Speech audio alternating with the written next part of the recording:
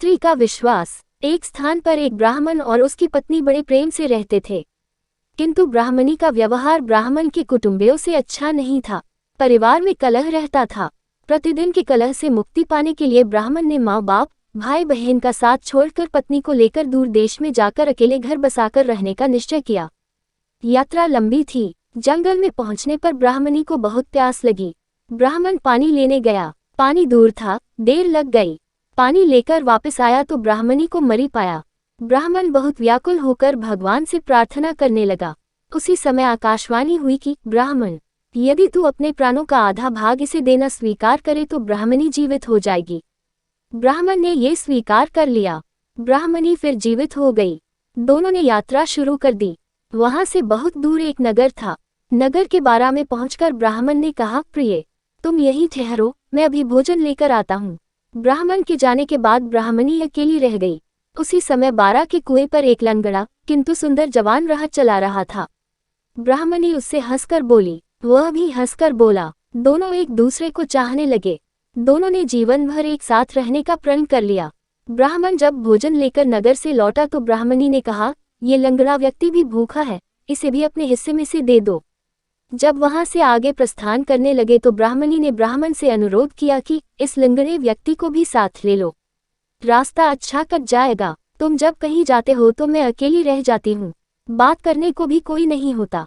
इसके साथ रहने से कोई बात करने वाला तो रहेगा। ब्राह्मण ने कहा, हमें अपना भार उठाना ही कठिन हो रहा है, इस लंगड़े का भार कैसे उठाएंगे। ब्राह्मणी ने कहा, हम इसे पिटारी में रख लेंगे। ब्राह्मण को पत्नी की बात माननी पड़ी। कुछ दूर जाकर ब्राह्मणी और लंगड़े ने मिलकर ब्राह्मण को धोखे से कुएं में धकेल दिया। उसे मरा समझकर वे दोनों आगे बढ़े। नगर की सीमा पर राज्य कर वसूल करने की चौकी थी।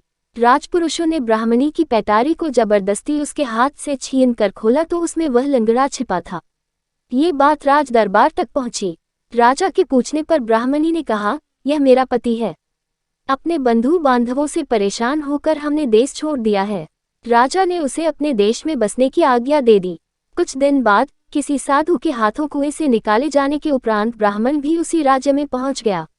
ब्राह्मणी ने जब उसे वहां देखा तो राजा से कहा कि यह मेरे पति का पुराना वैरी है, इसे यहाँ से निकाल दिया जाए या मरवा दिया जाए। राजा ने उसके वध की आज्ञा दे दी।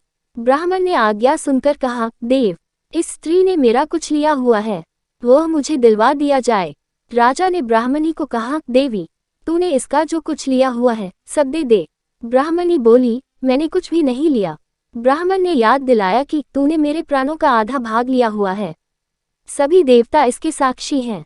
ब्राह्मणी ने देवताओं के भय से वह भाग वापस करने का वचन दे दिया, किंतु वचन देने के साथ ही वह मर गई। ब्राह्मण ने सारा वृतांत राजा को सुना दिया।